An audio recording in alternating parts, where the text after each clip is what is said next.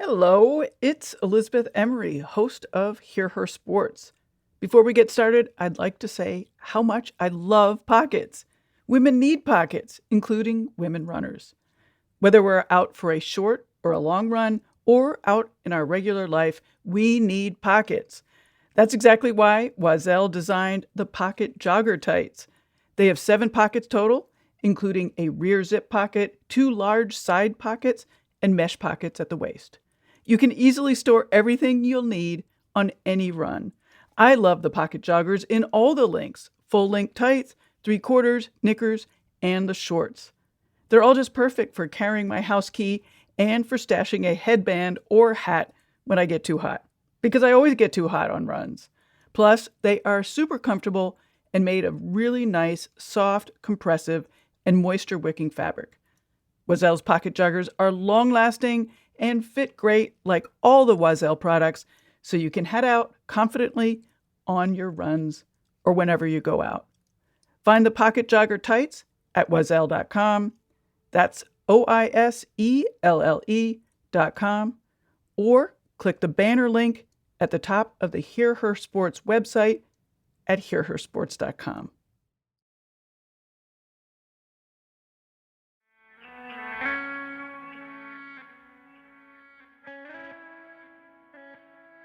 Hello and welcome. This is Hear Her Sports, the podcast for everyone who loves stories by and about women striving to improve in and outside of sport. I'm your host, Elizabeth Emery. Since the very first episode, I've talked to female athletes from a range of sports, ages, abilities, and goals. Obviously, you're already here listening, but do check out the full list of guests with all of the show notes and images on hearhersports.com. Today's guest is Madeline Depman, who is a new mom, often a single parent while her husband is out of town, and an early career professional mountain biker. Madeline raced her first cross-country mountain bike World Cup in Snowshoe, West Virginia in 2021. Then, in 2022, her daughter Ruth was born. Madeline is now well back to training and feels herself again. In the fall of 2023, she placed 3rd at the 50-mile Ring of Fire race in the Cascade Mountains, a notable and well-earned postpartum result.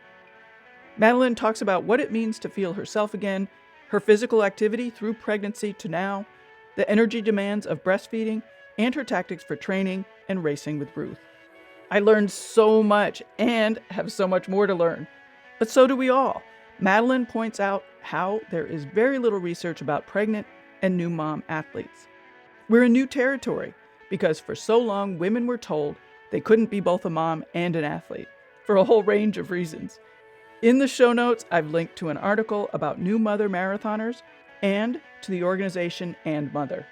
Founded by runner Elisa Montano, And Mother focuses on removing systematic barriers to allow full participation and success for mothers in sports. Let's get to it. Please enjoy the conversation with Madeline Depman.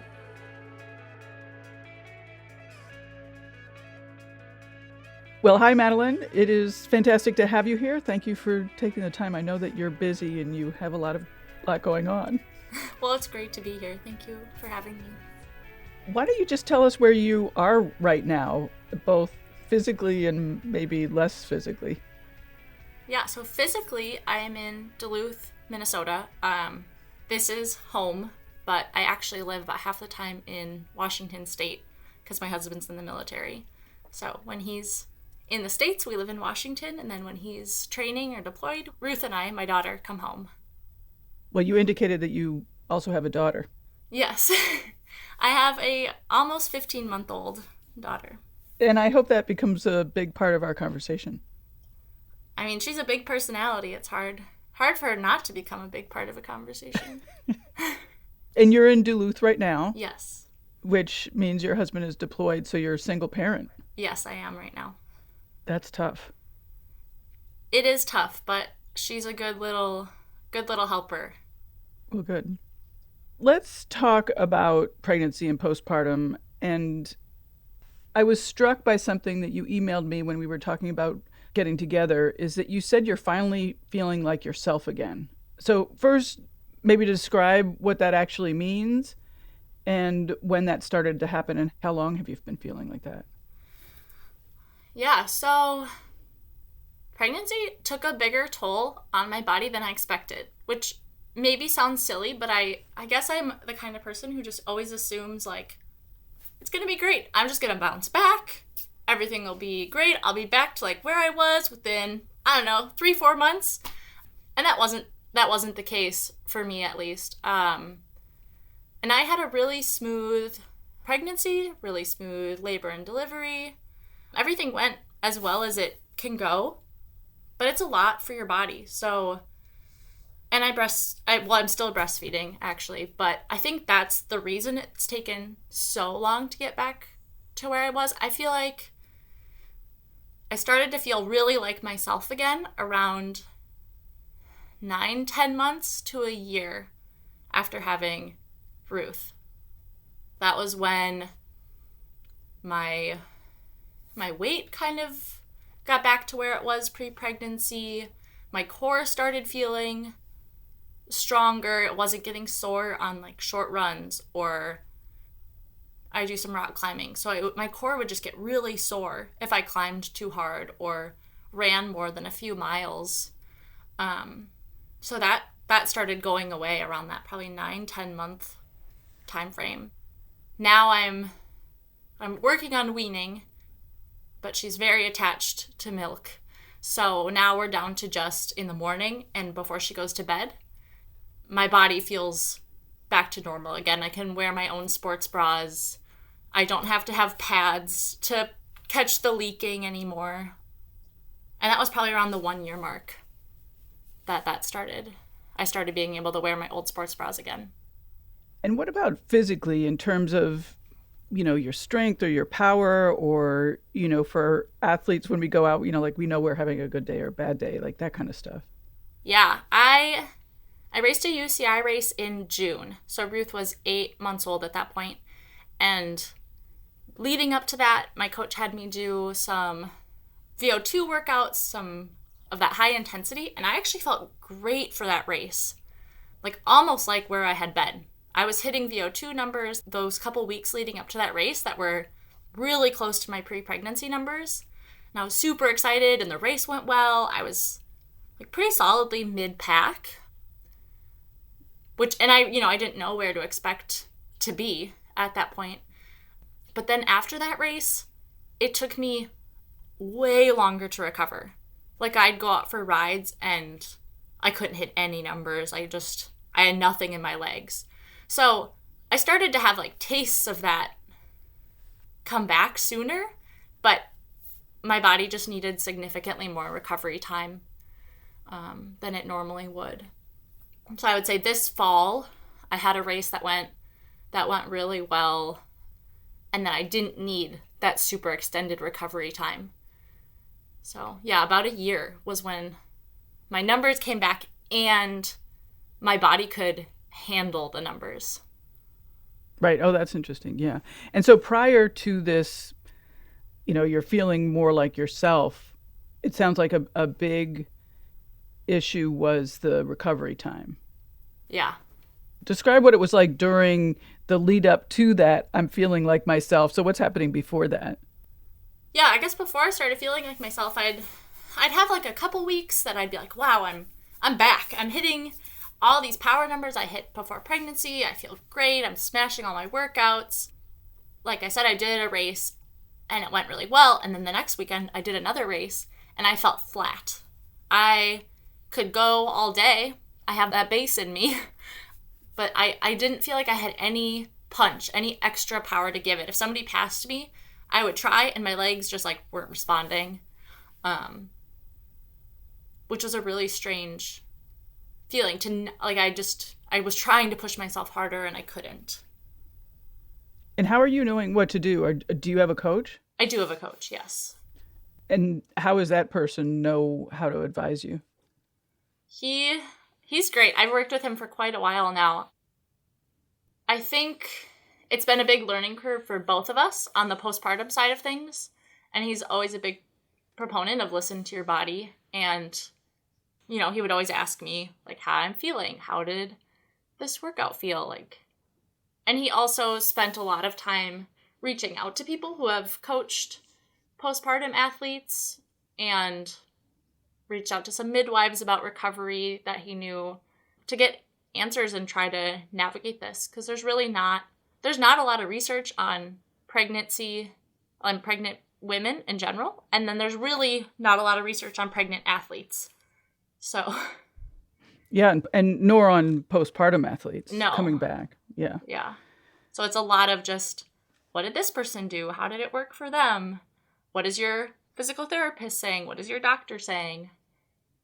What were your doctors saying? And I should say that you also trained or were active during your pregnancy. I was active during pregnancy. I was not training during pregnancy. Sure. I was shocked at how few doctor's appointments you have postpartum. Once you deliver the baby, they're like, great, we'll see you in 6 weeks, unless you have concerns. But I saw a pelvic floor physical therapist. I think it was 4 weeks postpartum. And I wish I had seen her sooner, even. The pelvic floor PT was the biggest thing that helped during recovery. I really learned, like, what sensations to watch for, like when to stop, when it was okay to push myself, what pain was fine to ignore, and what pain could be, like, potentially dangerous to ignore or make recovery longer. So that was really the biggest driver, and then I would tell my coach what the pelvic PT had said. And we didn't start any really structured training until a few months out, like 12 weeks out. Yeah, I want to talk about how you got back into it. But first, can we go back to the pelvic floor PT? Because I'm really curious about, like, what that actually is and what they're doing for you. And, you know, when you're not in the office, are you doing exercises? Sort of more specifics about what's actually going on. Yeah, I started seeing a pelvic floor PT early on in my second trimester because I wanted to set myself up for the best recovery possible. And so, yes, I did a lot outside of the office as well. During pregnancy, it was a lot of the Kegels, gaining more awareness of my pelvic floor and how to contract and relax that and get used to using those muscles and strengthening those muscles. It was some hip exercises for mobility that could help with delivery. And it was a lot of education on birthing positions and what to expect postpartum. And then postpartum, it was more focusing on the core. So I have a small diastasis recti, which is the splitting of the ab muscles. So I have like a little, it's not very big, but I do have a gap between my ab muscles. So now I have this like funny little dimple above my belly button. So it was a lot of learning how to properly engage my core and use all layers of the core muscle to get that strength back. And that was the biggest focus postpartum. I don't even know if I know how to engage my pelvic floor muscles. Yeah, I didn't before. Yeah. So let's go back to once Ruth arrived, like what happened between that day, her birthday, and starting to train, you said at 12 weeks. Like, what are you doing to lead into the training? Like, how did you sort of ease yourself? I'm assuming that you ease yourself into training. I probably should have eased myself more. Yeah, so she was born, and I started out with walking. The day we came home from the hospital, when she was 3 days old, I walked just around the block. That was about all my body could handle that early on. And then on day 10, it was just a beautiful day. And this is late October, early November in Minnesota. So the snow was coming. So we had like a 60-degree day, and I went for a mountain bike ride because I knew it'd be the last one before it was too cold and snowy. So I did that, and maybe I shouldn't have, but it felt so good. I was so happy to be out on a bike and not have to worry about a bump in front of me. And then 2 weeks after she was born, we got a massive blizzard, and we started skiing. And I would just put her in the carrier, like just right on my chest, and go really slow. So I probably should have eased into it a bit more, but it just felt so good to move my body again and be outside that I couldn't resist. Then why do you say that you should have eased into it more?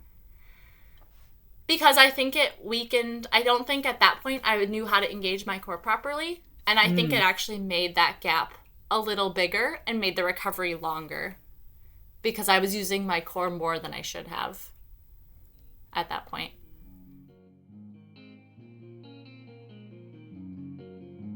I sure hope you are enjoying this episode with new mother Madeline Depman. If you are, please consider supporting the show with a cup of wonderful coffee.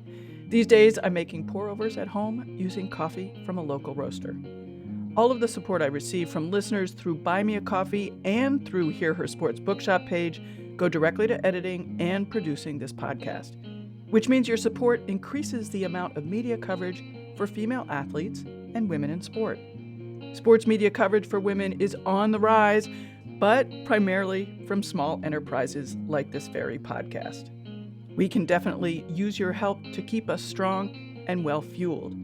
Your donation will be very much appreciated. Go to buymeacoffee.com/hearher or to the support tab on hearhersports.com. There's also a menu tab for our bookshop page. Thank you so much.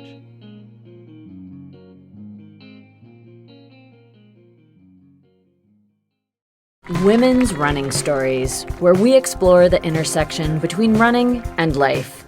Because every woman who is committed to a running journey has a story to tell, and this is where you'll find those stories.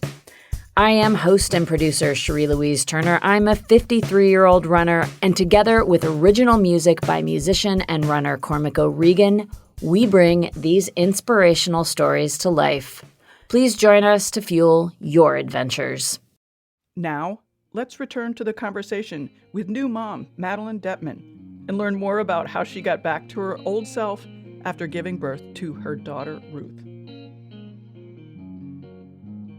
We talked about doctors, but did you have role models that helped you figure out that you wanted to continue exercising, for example, while you were pregnant, but also what you would be doing postpartum? There's a few other pregnant cyclists out there who I absolutely have or not pregnant, but people who have small children or even older children that I followed, and I would try to find their blogs and see what they did and listen to their podcasts just to get an idea and like, well, what is recovery going to be like? You know, I looked into this a lot. So yeah, Sonia Looney's blog was one. Rose Grant is somebody who's done it. Obviously like Lizzie Dinan and Catherine Pendrell. I looked at all of their, anything I could find about mothers who had come back to their sport and were just crushing it. I was looking to them for inspiration. Did you feel that, I don't want to say alone, but that you're trying to forge your own way, or you're having to forge your way because there aren't that many people doing it? Yeah, in some ways, yes, I'm forging my own way, and it's that much harder because I'm a single parent about a third to half the time. So that certainly complicates it a bit as well. But I knew that I want to be a professional mountain biker, and I knew that I wanted to be a mother. And I'm 28 now, and 27, 28 up to, 33, 35 is the ideal biological time to have a child. And I figured my best chance would be to have a child and know that my body is in the ideal state to go through that and to recover from it and then get back into racing. Because I knew I wanted both of those things in my life. You said that Ruth is 15 months? Yep, just about. So you've had sort of 15 months of postpartum, and you've had obviously the 9 months of pregnancy. Like, looking back, do you have any different thoughts, change of thoughts, sort of just some sort of perspective now that you've had all this time to think back on what you did? Would you do things the same, different, what you learned? Yeah, I think I probably would do things the same. I really can't imagine not having her. And it has changed a lot of things with perspective and mindset. And it makes it a lot harder in some ways, but I really, really wanted to be a mom, and I was ready for that. So I don't think I would change it. Well, I also more meant like specifics about training during, or I keep saying training, I don't mean training, but exercising during pregnancy or any nutrition. I mean, certainly not doubting your pregnancy or decision to become pregnant. I think that during pregnancy, I exercised as much as I felt like I could. I think I would probably lower my expectations for exercise in pregnancy, at least the first trimester, because I did not expect the level of fatigue that first trimester. I mean, I went from a few 20-hour training weeks to I have to take a nap before and after a 30-minute walk in that 1 week. And that was a really hard shift. And I was not prepared for that mentally. So I guess I would probably change that. And I didn't mean that you were questioning my decision to get pregnant, but it was something that my husband and I talked about a lot. Like, do we do this now and have a baby and then I try to go back and race? Or do I wait a few years and see where my career is going first and then have a baby? And so it was a big decision, and it was a hard kind of choice to make. So that's more what I meant when I was answering that. Right. Yeah. One of the things that impresses me is that you have found a way to stay active during pregnancy, but also now you're taking care of Ruth and your husband is away quite a bit. Yeah, how have you created that ability to be able to do that? What did you do? What tactics did you create? Yeah, this has actually taken a lot of the time to figure it out, because at first we really didn't. We have very supportive families, and in Duluth we have a lot of really great friends, but it did take a while to kind of figure out a system that works. So for us, what works really great is to have a few babysitters in rotation and to have probably around 10 hours a week of babysitting help. And anytime that I have a babysitter, I am training. That is my time to be on a bike, on skis, and that is how we use that time. And then I also have set it up with a few friends who are stay-at-home parents as well. And they'll come to our house, I'll get on the trainer for an hour, and then we'll go to their house, and he'll get a run-in or a ski-in. And so we have like these babysit swap set up 1 or 2 times a week. That's cool. And we did that last winter for Nordic skiing. We had friends and friends who have a baby the same exact age. And so the 2 babies would be laying side by side on the floor of the ski chalet, and we would just take turns getting our workouts in. That's cool. I love that. Yeah, and then the other thing that works really well for me is that Ruth goes to bed absurdly early. Like, she's asleep by 6 o'clock, and so I can always get on the trainer and get another hour or 2 in after she goes to bed. So what are your training weeks looking like now?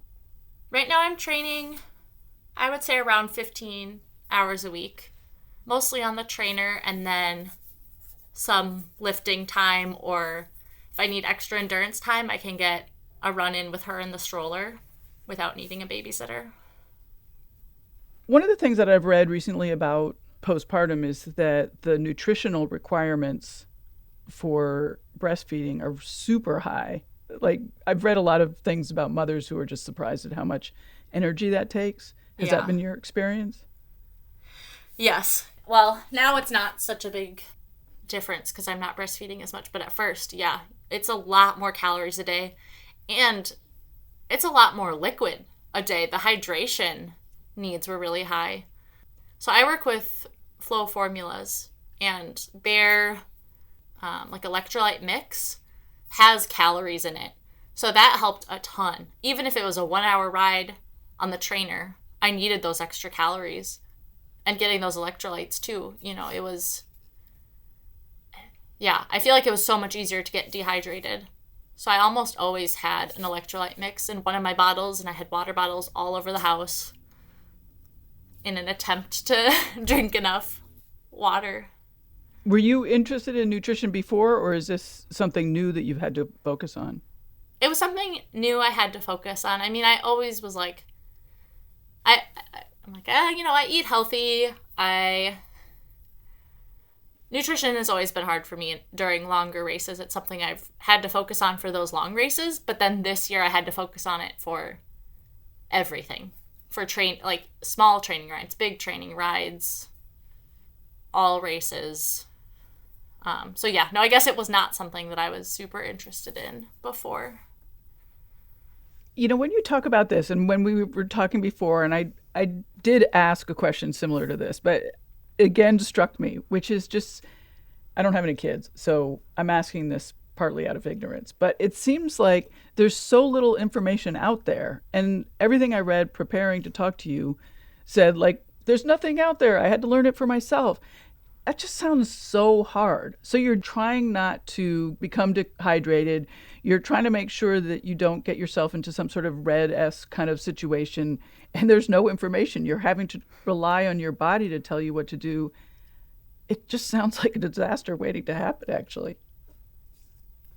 Yeah, sometimes it was really stressful. I mean, this summer, after that race I was talking about earlier, how I just had nothing for a couple weeks after that race. It really took everything out of me.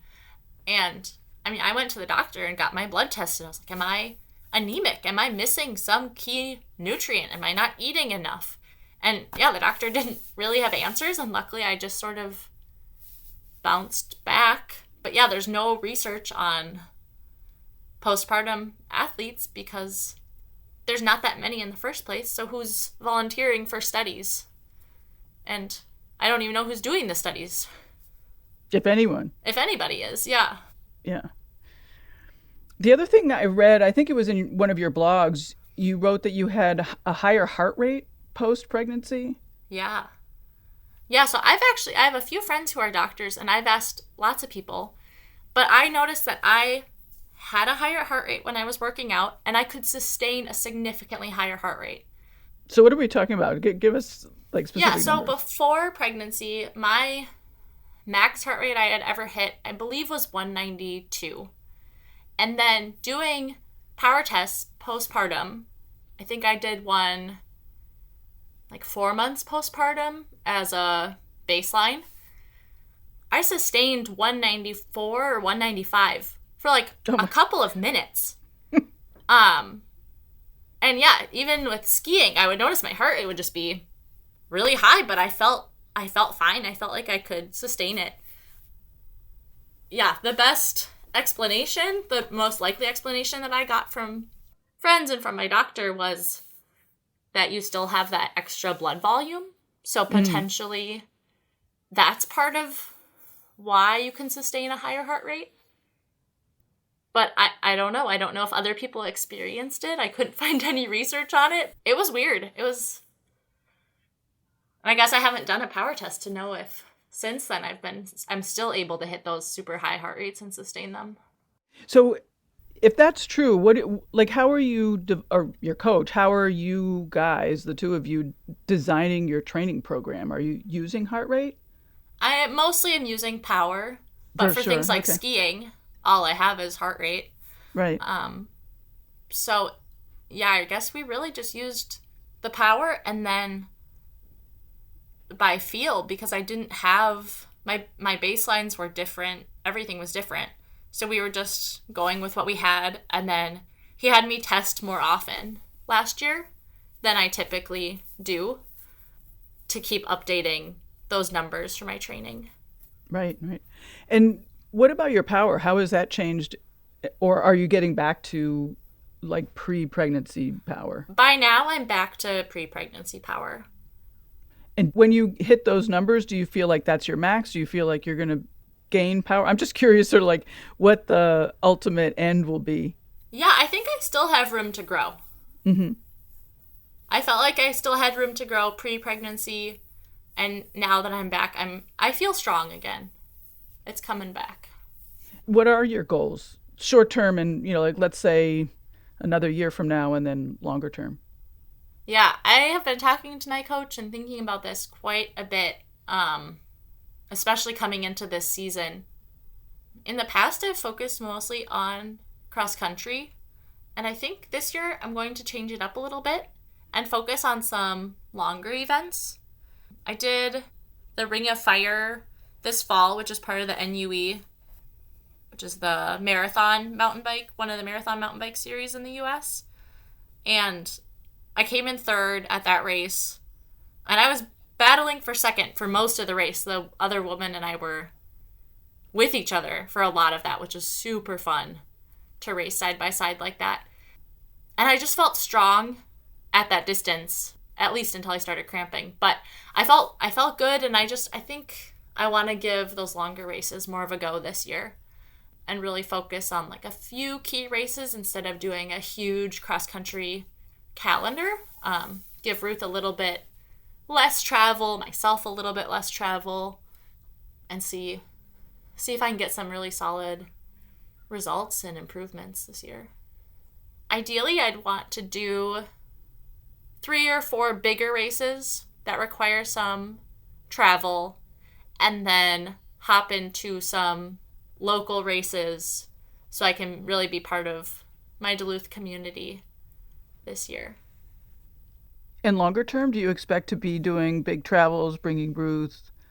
Yeah, I want to see how this season goes, because I'm getting to a point where I either need to start actually making money at this, or I can't spend as much money on it, which is hard to admit and hard to come to terms with and figure out how I can make this sustainable, because I love it. And I think I can be really good at it. But that's what this season is all about, is trying to figure out how to make it sustainable. I do love being on a mountain bike. That's where I've always been happiest, is just out in the woods. What is it that you like so much, and what are you good at? You mentioned that you are good. You could be really good. That's a good question. I feel like things have changed over the years. When I first really started getting into mountain biking, I would say I was a really strong climber. And I still do really like climbing, especially like steep, technical, not super technical, but technical climbs. And then I actually lived in Roanoke, Virginia for a couple of years. I went to grad school out there, and I got so much better at descending, and I started loving that. And so that started to become one of my strengths. And I would say now I'm pretty solid, just like I'm not the fastest climber, but I'm not a bad climber. I'm not the fastest descender, but I have some pretty decent technical skills. So I just have a strong engine. I can go hard for a while. I can keep that heart rate high and just sustain it and keep pushing. So I would say that's where my strength is right now. It's not in anything super technical or not a super good climber anymore, because I weigh a little bit more than I did when I first started racing. And yeah, I guess it's different postpartum too. My body's just different. So I haven't quite figured out like if I have a niche or if I'm more just like solid all around and less specific than I was. Again, I'm talking from complete ignorance because I don't have kids. But it must be weird to, have shifted so much in your physical being. It was weird. And the other super weird part of being pregnant is, yeah, you can still be active, but you're not allowed to fall. And falling is a huge part of mountain biking. And so I had to be super, super careful for 10 months on the bike, because that was the rule. You can't fall. So that was a big mindset shift when I came back too, to be like, oh, it's okay to fall again. Because it takes some nerve to fall for the first time if you haven't fallen in almost a year. I fall all the time. Yeah, I fell all the time before pregnancy, and then During pregnancy, I wanted to stay active, so my rule to myself was, if I even hesitate on something, I'm going to walk it, because it's not worth the risk of falling. So by the end, I would stop before a curb and walk up the curb and get back on my bike, because it just wasn't worth taking any risk with my balance points being different, my weight being different, and all in the front. So, yeah. This may be a hard question because, as you pointed out, it's not really mountain bike season right now. But were you able to counter that? I mean, were you able to not walk over curbs anymore? I mean, sort of where do you think you are in that progression? Yes, I got back to a point where I could really, at least by the fall, I could really rip down hills again. Okay. And be bold. But yeah, it took a few months of riding again to be like, oh yeah, it's okay to fall. It kind of takes a couple falls to be like, okay, that didn't hurt so bad. I can do that again. I'll go a little faster on this section next time. What else was a surprise or something that you learned between getting pregnant and where you are today? That's a good question. I feel like a lot of things. It's hard to know what being a parent it's impossible to know what it's like until you're actually in it. And then even then, I think every kid is so different.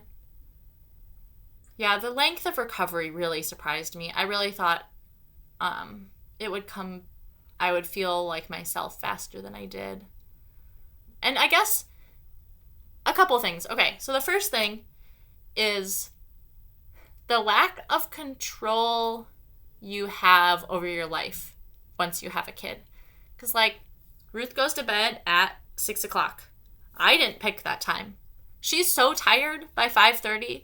It's all I can do to keep her awake until closer to 6 so that she doesn't wake up before 5:30 in the morning. Or things like, she's not a napper. She'll take one nap a day now, but it either is on me or in the stroller. So I've just had to adapt around that, which has been fine because I either get a nice long walk in or I get to sit down in a rocking chair and hold a sleeping baby for a while. But I had thought I'm going to be able to ride the trainer when she naps. And that's not the case for me. So that lack of control is surprising because they just come out with their own agenda and their own preferences, which is fun because you get to meet this whole person, but you're not really the boss. But the other thing that I didn't expect and has been a huge positive is a mindset shift. When I go to races, I've found that when I get to a race, first of all, I plan way better for the race now because I have to have a babysitter. I have to have a schedule. I have to make sure I have all my food ready the night before, my number pinned on, my kit set out, my nutrition plan. Everything has to be done ahead of time for me and for Ruth. So there's no last minute panic because I can't have last minute panic. So now I'm better prepared for races. And I feel like my mindset is also better because I'm so busy the day of the race, making sure everything is set up that when it gets to be time to warm up, I just go warm up, I go do the race. So I don't have all that time to be rushing around, being nervous and getting things ready last minute and be panicking because I forgot something, because I'm better prepared. And I'm busy right up until I go warm up. So I don't get as nervous and shaky, and it's nice to be able to follow a plan. Yeah, and who are you bringing to races so that somebody is there to watch Ruth while you're racing and warming up? Yeah, so last season I planned my schedule based on where I would have babysitters and help. So I went to the UCI race in Virginia because I had lived there for a couple of years, and I had families who are friends out there and kids I had coached who wanted to babysit and friends to stay with who didn't mind having an 8-month-old around. So that was one of the reasons I chose that race specifically. And then I did a race in Oregon and my husband could come with for that one. did a race in Wisconsin, and my parents met me there. I did a race in Montana, and Rose Grant helped me out because she knows what it's like to be traveling with a baby and training and racing. So, yeah, I just had to ask for help more and go places where I could ask people to babysit. So a lot of the travel and everything was just Ruth and I. But then once we got there, we would have help. That's a good tip, to plan around friends. I like it. Yeah, it worked out really well, and it was super fun to see friends. And given this whole discussion that we've just had, what kind of tips do you have to other women who are in your position, are interested in being a mother and a serious professional athlete? I would say just you have to have a great support system. You have to have people who are willing to help out and some sort of childcare to train. Because you can't, at least I can't do it all while she's asleep. And some days are harder than others because you might not get as much sleep the night before and you're not necessarily in control of that. So I've had to be more flexible and sometimes move around things in my training plan and just tell my coach, like, hey, I got not enough sleep last night, which luckily doesn't happen very often with Ruth. But there have been days where I have to say, hey, I can't do this hard workout today. I need to switch my rest day and just let my body recover so that I'm able to actually do the workout and do it well. What do you think you did really well during this whole time period? That's a good question. I think I always put Ruth first, and I've been a really good mom. I think I always did that well, and there were some times that my training did actually suffer a bit, but she has to come first. Well, excellent. Is there anything that I missed that I should have asked you? Because you certainly are the expert in this area more than I am. I don't know if I'm an expert, but I'm learning a lot. Yeah.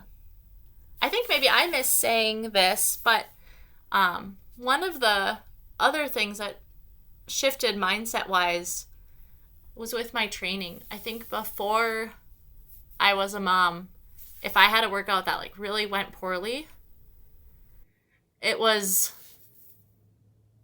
I would think about it the whole rest of the day and I'd be kind of like, oh, I didn't get it. Like I should have, like, could I have gone harder? Could I have done this differently or this?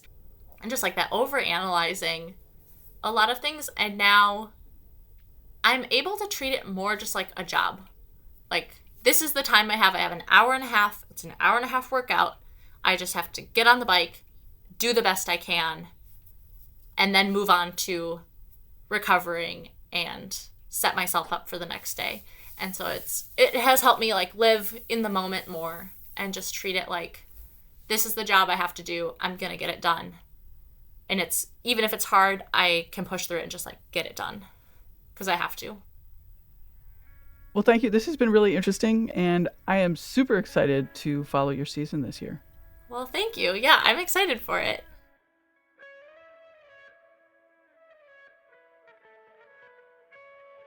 Thank you, Madeline, for teaching me so much about training during and post-pregnancy.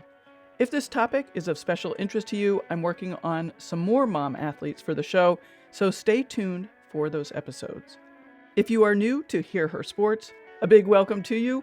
There are so many former guests to discover, like new mother Helen Wyman in episode 117, or take a listen to speed skater Erin Jackson in episode 107. She's been ripping it up all season, so check that one out. Find all the episodes at hearhersports.com. Also on the website, there are ways to reach me, sign up for the newsletter, be sure to do that, browse through show notes, and to support the podcast through Bookshop and Buy Me a Coffee. Thanks everyone for being here. I so appreciate your time and attention. I know there's lots to listen to out there, so thank you for choosing Hear Her Sports Podcast today. If you enjoy the show or learn something, be sure to tell your friends about it. Hear Her Sports is a proud member of Evergreen Podcasts. For more information or to check out other shows on the network, please visit evergreenpodcast.com. Until next time, bye-bye.